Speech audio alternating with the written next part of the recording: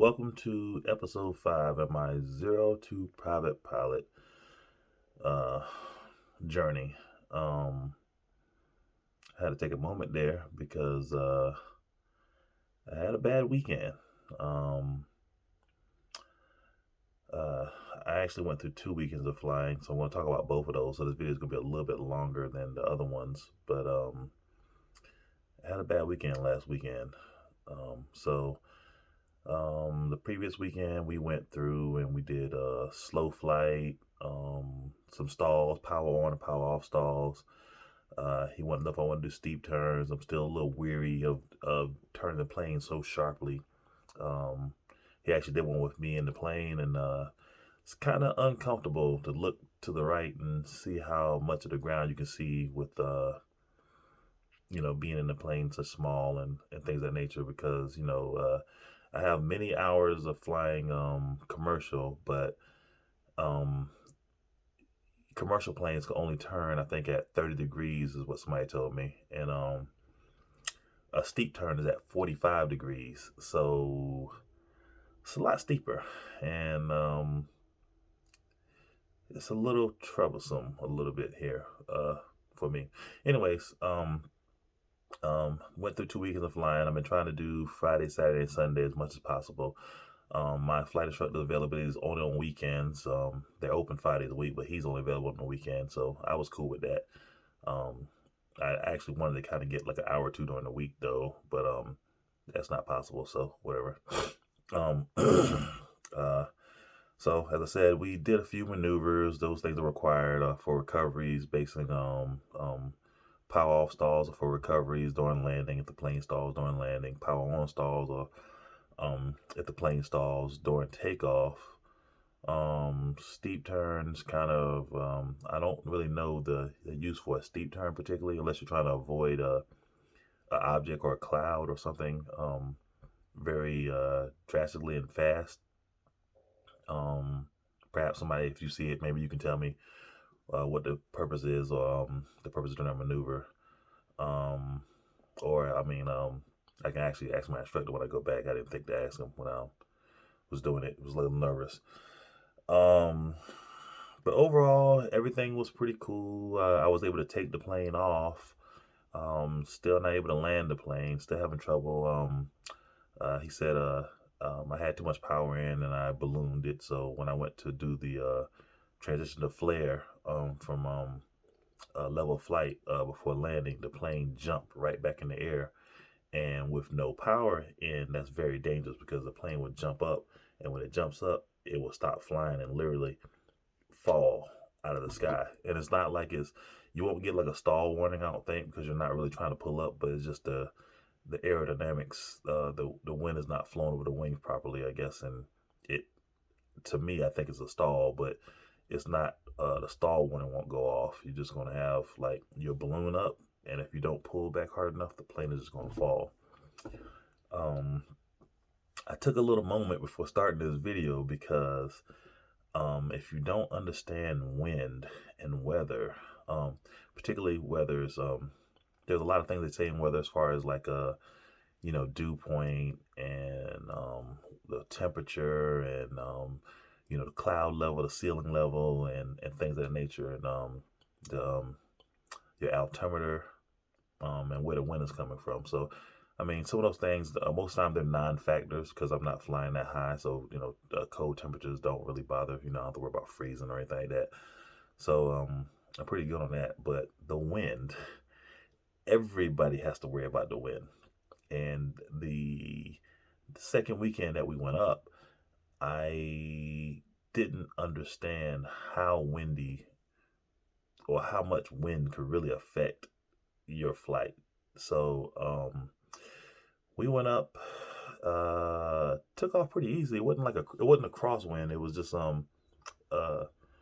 it wasn't a crosswind on the runway. So landing and taking off shouldn't have been too much of a factor. The wind was coming straight down the runway. So but the wind was at 8 knots, and it was gusting to 15 knots. That's like 17 miles per hour.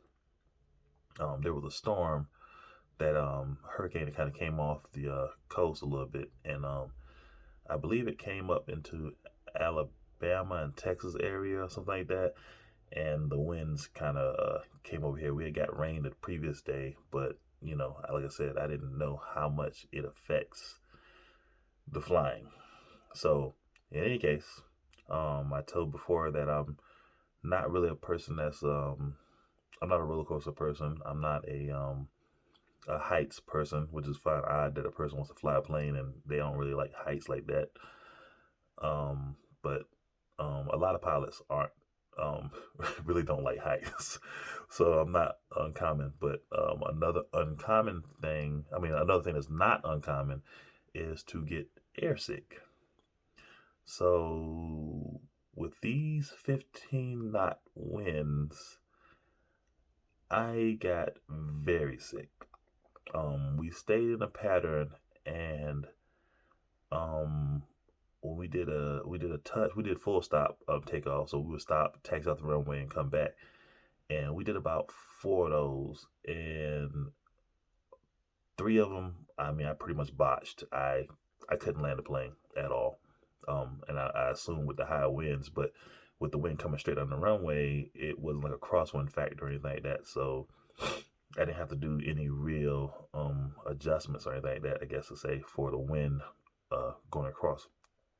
But it got so bad for me that I literally felt myself kind of like burp a little bit, and I didn't really have anything in my stomach, but I felt like it was about whatever I had in it was about to come up, and it got so bad that I had to hand the control over to the instructor to land the plane for me because I just couldn't take it like at all. Like this was like what I was really really scared of, um, getting sick like this and not being able to handle it. So I joined a community on Reddit. It's like r flying, um, r/flying, and made some comments about being sick, and everybody post some crazy things. So there are a couple of remedies people were saying to use a C band, and some people call it placebo and say it doesn't work or anything like that. So in any case, where I'm at right now, I am willing to try anything to help. So you can guess what I did. I went out and bought a C band. So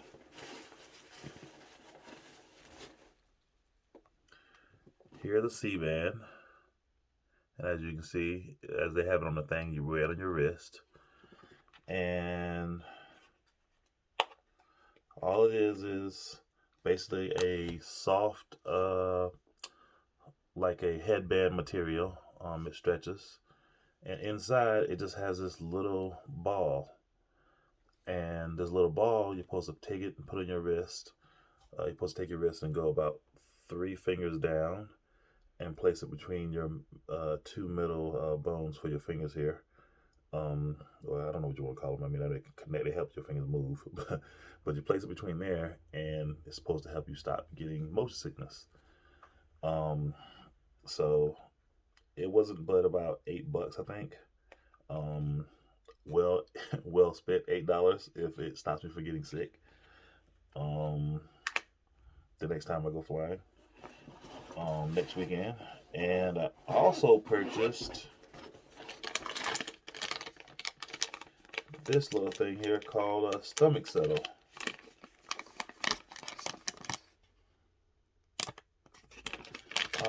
Tastes pretty good. They got honey.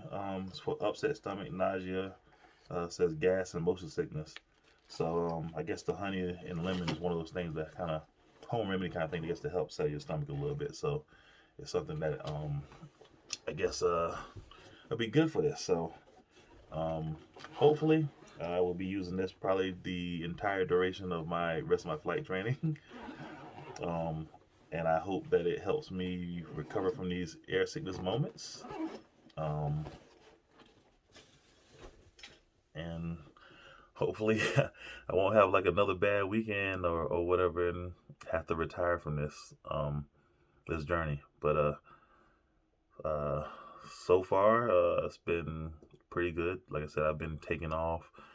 Um, I've completed a few maneuvers, such as the power on stall, power off stall. Um, I've attempted several landings. I failed at all of them. The instructor had to take over. So yeah, we see how it goes, guys, and I'll continue pushing on because I'm not a quitter. Honestly speaking, I'd probably honestly make it through and actually get my pilot's license and never use it before I actually quit. Trying to get the pilot's license, which is kind of not the brightest thing I guess to say, but I don't like to quit at anything. So like I said, I'm going to push on and keep going for it. Thanks for watching, guys.